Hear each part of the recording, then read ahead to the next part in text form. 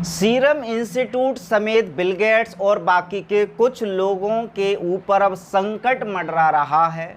इन्होंने अपनी ताकत का गलत इस्तेमाल करते हुए जिस तरह से पिछले दिनों में डायरेक्टली और इनडायरेक्टली टीका को अनिवार्य करने का प्रयास किया और किया भी था, अब उनको इस अपराध के लिए सजा मिलनी तय है। अभी एक पिता ने जिसकी बेटी एक्सपायर हो गई और उसका कारण उन्होंने बताया कि उसका कारण था टीका, और ये टीका उसको मजबूरी में लेना पड़ा था। उन्होंने हाई कोर्ट में एक केस डाल दिया और 1000 करोड़ रुपए का हर्जाना वसूलने के लिए बोला। अब इस पर एक्शन हाई कोर्ट ने भी लिया और हाई कोर्ट ने नोटिस भी भेज दिया इन सभी लोगों के खिलाफ। अब क्या है पूरी खबर, क्या हो सकता है इसका परिणाम, बहुत ही इंपॉर्टेंट ये खबर है। ज़्यादा से ज़्यादा लोगों के साथ शेयर जरूर करना।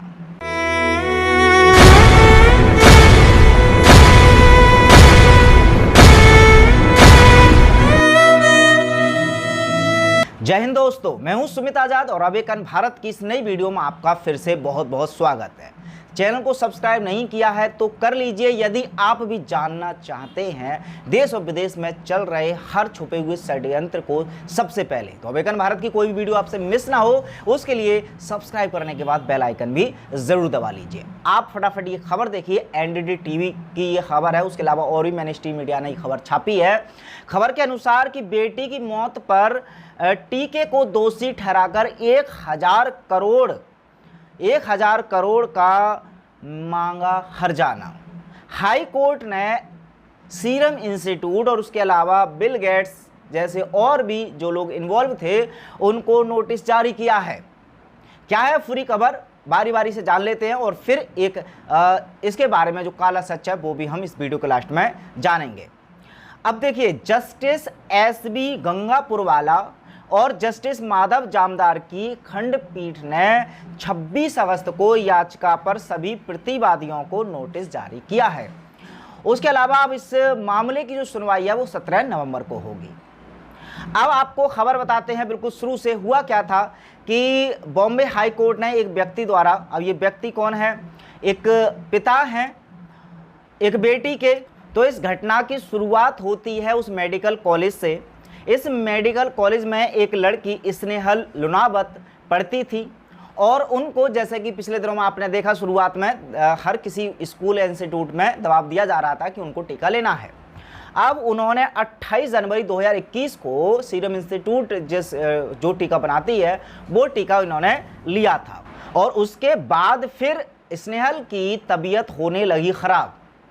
सर दर्द, बुखार और बहुत सारी समस्याएं होने लग गई, उल्टी भी हुई। उसके बाद जब उनको अस्पताल ले जाया गया, अस्पताल में बताया गया कि इनके दिमाग में रक्त स्राव हो रहा है और इस समस्या के चलते अंत में वही हुआ जो कोई भी एक पिता या कोई भी एक जनता नहीं चाहेगी कि उसके बच्ची या उसकी बेटी के साथ ऐसा हो।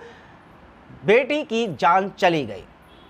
अब इसके बाद पिता ने चूंकि सब का विश्लेषण किया कि ये घटना क्यों हुई है, तब उन्होंने एब्जॉर्व करके बताया कि मेरी बेटी भाई पहले बिल्कुल ठीक ठाक थी, जब ये टीका लिया था उसके बाद इस तरह की ये घटनाएं हुई थी। उन्होंने तुरंत दावा कर दिया कि अब मैं इन सब के खिलाफ मुकदमा दायर करूंगा जो इस पूरी साजिश में, इस पूरे खेल में शामिल है।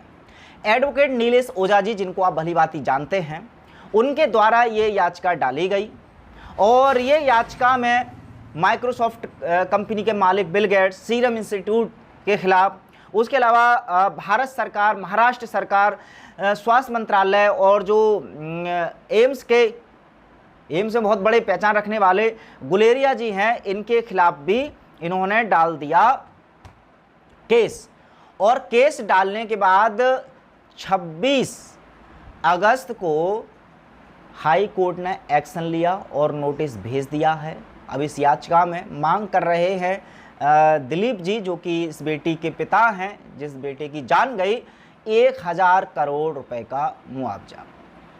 अब 17 नवंबर को चूंकि इसकी सुनवाई होनी है तो उससे पहले जो प्रतिपक्ष है, चाहे वो बिल गेट्स हो चाहे सीरम इंस्टीट्यूट हो, इन सब को अब या तो कोर्ट में इनको प्रतिनिधि के तौर पर किसी को भेजना होगा और अपने बचाव के लिए या फिर इनका जो सामना है एडवोकेट नीलेश ओझा जी का करने के लिए अब इनको सामने आना ही पड़ेगा। हालांकि वो वक्त बताएगा कि अब 17 नवंबर के बाद क्या होने वाला है, क्या नहीं होगा। जो भी अपडेट होगी 1-2 दिन में अभी एडवोकेट नीलेश ओझा जी का भी इंटरव्यू आपको अवेकन भारत पर देखने को मिल जाएगा। वहाँ पर उनसे भी हम जानने का प्रयास करेंगे, क्योंकि जिस तरह से उन्होंने इस कार्य को किया है ये एक बहुत बड़ी बहादुरी का और बहुत ही प्रशंसनीय कार्य है। तो पूरे अवेकन भारत और ग्लोबी न्यूज़ की टीम की तरफ से बहुत बहुत धन्यवाद भी एडवोकेट नीलेश ओझा जी का। इस तरह के योद्धा हैं जिनके कारण ही शायद दिलीप जैसे व्यक्तियों में हिम्मत आ रही है कि वो इतने बड़े बड़े ताकतवर लोगों के खिलाफ भी कानूनी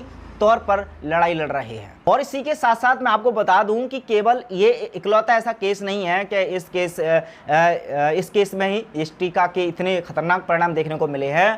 पूरे देश भर में अगर आप ग्राउंड स्तर पर डाटा निकालने जाएंगे, हालांकि ये डाटा ना तो कोई मेन स्ट्रीम मीडिया ने दिया है, ना देगी, ना ही भारत सरकार ने दिया है, ना ही देगी, लेकिन अगर आप जमीनी स्तर पर सर्वे करेंगे इसका, तब आप पाएंगे कि टीका लगाने के बाद जो परिणाम आए हैं उनको देख करके या सुन करके आपके पैरों की जमीन खिसक जाएगी।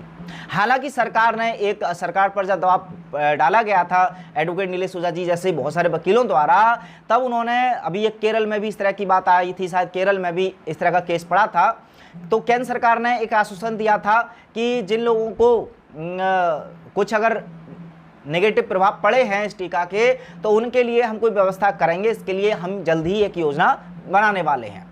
तो यदि अब पहली बात तो ये योजना कब आएगी, कैसे आएगी, इसका कोई अता पता नहीं है।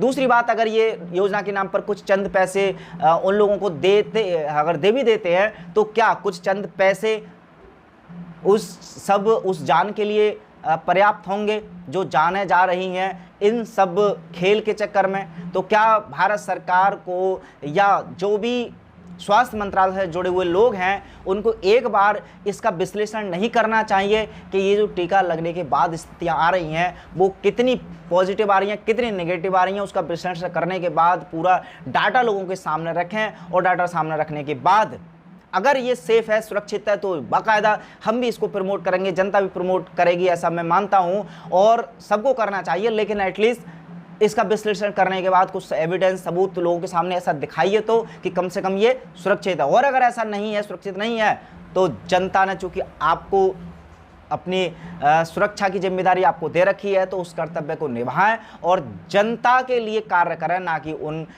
उत्पादककर्ताओं को या जो बिजनेस कर रहे हैं इस टीका के नाम पर, उन सभी व्यापारियों के लिए।